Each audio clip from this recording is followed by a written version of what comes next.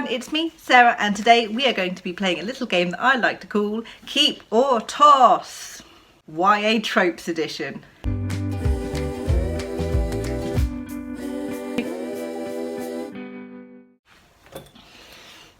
In here, this lovely little pot, which I realise I might have difficulty sticking my hand into when we get near the end, is filled with 15 different YA tropes. Common tropes that are found within YA, and I'm literally just going to go through this and I'm going to pick one out and I'm going to decide whether I would keep it or toss it. And it's YA, so I have no doubt that I'm probably going to toss most of them. Let's pick one out. First trope is Insta Love. Insta Love. We can toss that. I don't like Insta Love. It really annoys me when someone sees someone for the first time and it's just like, oh my god, you're fantastic, I love you. And it's not so much the initial sort of like attraction that they have that happens. It's sort of more by the end of the book, which is a week long, they would die for each other, and it's like, no, no. Second trope. It's just going to keep tipping off my lap. Mysterious new stranger. Now, I'm going to be honest, mysterious new stranger is usually some sort of romance. Insert character, right? But I'm not opposed to mysterious new stranger if it's not used for romance purposes. I have mysterious new stranger in my own novels. Those who come along and save the protagonist in all their mysterious ways. So I will keep mysterious new stranger. This is keep, this is going to be toss, but we got that. Incompetent adults. We can toss that. I hate the trope of incompetent adults. I hate it when there are adults in charge and then the protagonist comes in and inserts himself into the situation somehow, and suddenly they're in charge and the adults have no idea what they're doing and make all the wrong decisions and are just completely incompetent in every way, shape and form. So why are you listening to a 16-year-old? Why? Next trope is instant skill.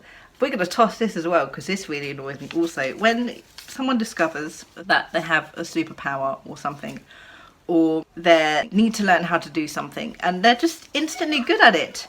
Like, there's no trial and error, there's no struggling, they're just good at this new skill that they need to learn in order to defeat the baddie. It's like, why? No one is good at doing anything except the first time they do it, which is beginner's luck, and then the second time they try is a massive failure. But you never see that in YA, really, do you? No. Next trope. Because magic.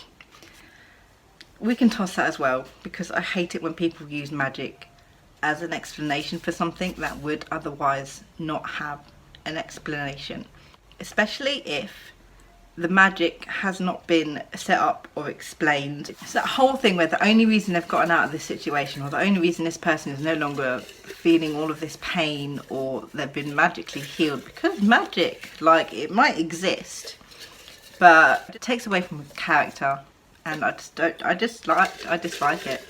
How many have I got so far? I've got one keep so far.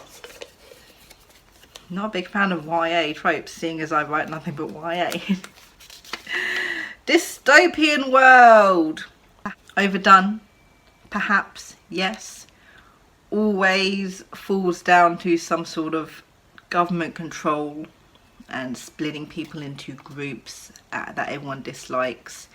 There's always an outlier who's going to change the system. Like, why didn't everyone else change the system in the first place? Like, why are you relying on a 16-year-old girl with this quirk to change your system for you? Like, I'm not opposed to them, really. They're overdone, sure, and they can not work, but they can also work. So I'm going to keep dystopian worlds because I enjoy them. The one that I've actually read, which is Hunger Games. I don't think I've read any other dystopian novels. Dun dun dun! I'm not like other girls. I hate that trope so much. I hate it so much. She's not like other girls. She's not popular. She hasn't got a lot of friends. She is different somehow. She doesn't think she's pretty, but has guys fighting over her. Like, the entire thing is done. Next one! What does that say? Prophecy! Now, I love me some prophecy.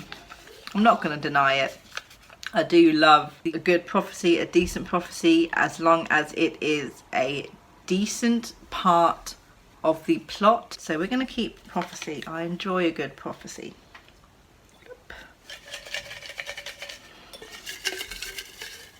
Next one. Action. Nope. Romance. Plot not promised, basically. When I read the back of the book and it is full of action and full of adventure and full of intrigue, and the actual book itself is just a romance book with all of the action, adventure and intrigue woven in beneath.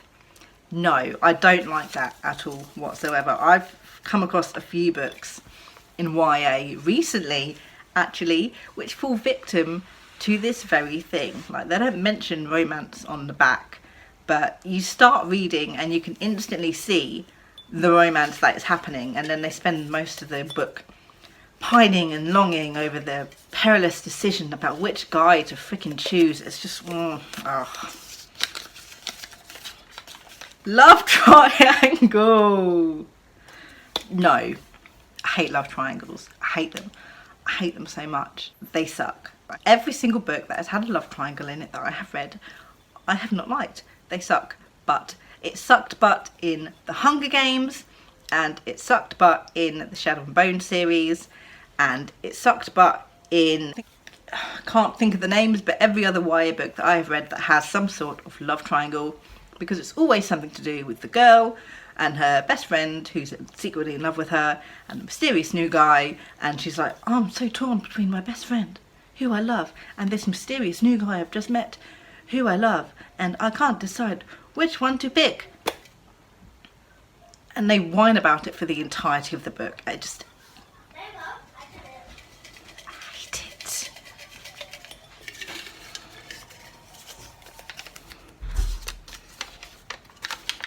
Characters fit into groups. Now, I suppose this is a YA trope that you really can't avoid. This is something like in the Shadowhunter books. You've got the Shadowhunters, which is one group. You've got the Downworlders, which is another group. It's not a YA, but in Harry Potter you've got the Muggles, the humans, and you've got the Witches and Wizards, which is the second group. You've also got the what's the name? Death Eaters. And you've got the Death Eaters. You'll have one group which is the good group and another group which is the bad group. And there's nothing wrong with it. Like, it happens. Obviously, I'm not opposed to them, so I will keep characters fit into groups.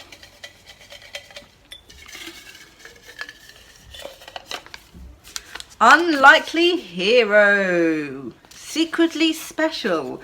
Where the protagonist finds out that after a certain amount of time, usually 16 years, they discover they are special. They have some sort of power. They are not human. They're a fairy. They're not human. They are half human. You know, I can't hate this either, because this is, again, another trope that I use. And there's nothing wrong with this trope, you know, so we're just going to keep that. We're just going to keep it because I like it. What's next? First person prose. Is it a trope? Not particularly. Is it cliche? Perhaps. It's very common in YAs for it to be first person prose. I can toss first person prose. I hate first person so much. I don't know why. It really, really annoys me. It's not like I can't read books that are in first person. I just don't like reading books in first person. There's something about it that just rubs me the wrong way. I don't quite know how to explain it, and I don't quite know what my issue is with it. I'm just not a fan. So we can toss that. I love third person. Really, that's what I write in. That's what I prefer to read. Penultimate trope is Chosen One. I'm a big fan of the Chosen One, actually. Harry Potter, Chosen One, love the series, except for the last 2 books. Percy Jackson, Chosen One, love the series. I realise that both of those I've just mentioned are middle grade, not YA. But you get my point. There's nothing wrong with the Chosen One. But yeah, keep the Chosen One.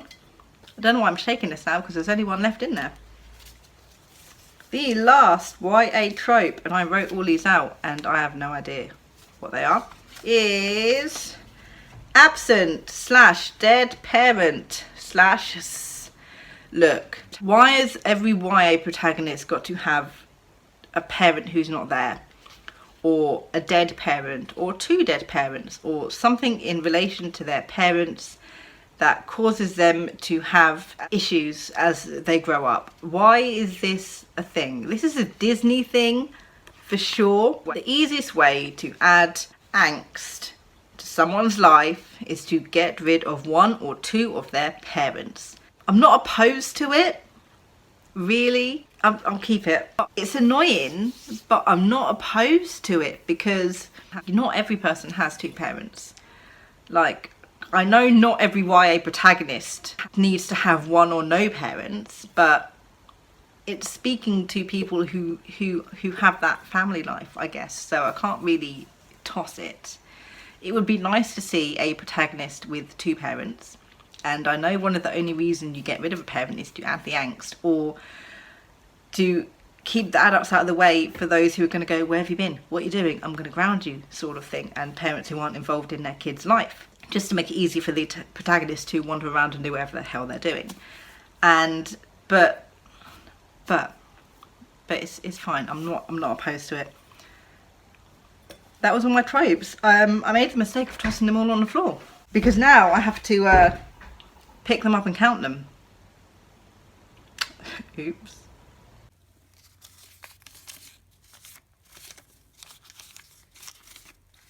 Keep. Ah! Why did you travel so far? Toss. Okay. These are in the wrong hands. This is my keep pile, and this is my toss. I have, let's count them, 1, 2, 3, 4, 5, 6, 7. Keep. 1, 2, why am I counting? 3, 4, 5, 6, 7. I'm missing one somewhere, because 7 and 7 is not 15. It was actually rather split down the middle, actually. I thought I would be tossing a lot more YA tropes than I actually did. That was me keeping and tossing popular YA tropes. Let me know down in the comments below which tropes you would keep and toss, and I'll see you in my next video. Good thoughts and happy writing.